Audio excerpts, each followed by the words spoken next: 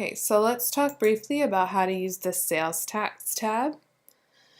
The dark blue Sales Tax tab is going to automatically generate some information that will help you do your state sales tax forms each month or quarter or even each year. All the data here is tabulated from your SquareSpace monthly transaction CSV files that you're importing. So it's important to note that anything that you see here is only going to be related to your SquareSpace sales. If you sell anywhere other than SquareSpace, you're going to need to make sure to account for those sales as well when it comes time to do your state sales tax forms. So to generate any amounts in these rows, you will need to enter the 2-letter abbreviation of your state here. So in this case, we've done IN for Indiana. And doing that, you can see changing this is going to change the amounts here. So entering IN lets us see our total in-state sales for Indiana in these in-state sales rows. And okay, so every state's sales tax form is different and each state is going to require something specific from you. So this is just kind of a starting point for what you might need for your state. Most are going to require that you enter your total sales and your total in-state sales. So that's why I've given you these 2 rows.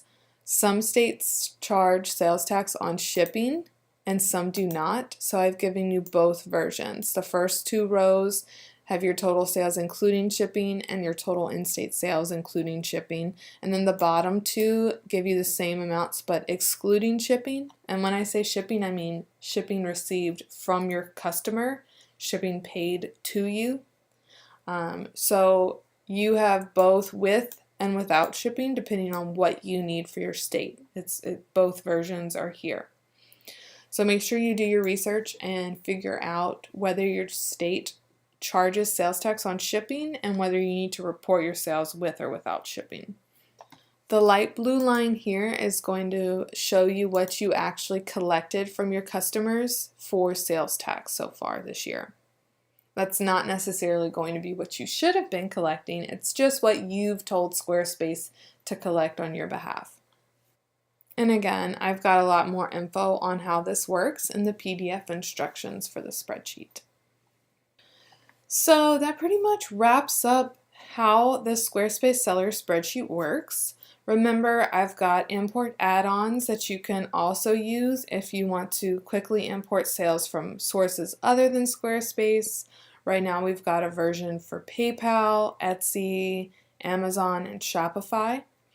I also have an inventory spreadsheet if you are dealing with inventory, finished physical goods, and even inventoriable materials and supplies if you're making finished goods.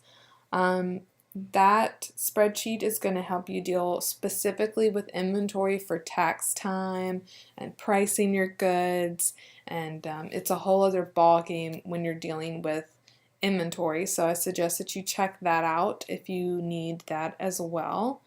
If you have any other questions about how to use this spreadsheet, I've got a special spreadsheet FAQ page that's full of frequently asked questions and some more resources and videos to help you get the most out of your spreadsheet. And if after checking that out you still have questions or you want something customized, you can feel free to reach out to me at hello@paperandspark.com. I hope that you find this tool to be useful for your business, and I hope it saves you some time and some stress and some energy. Thanks.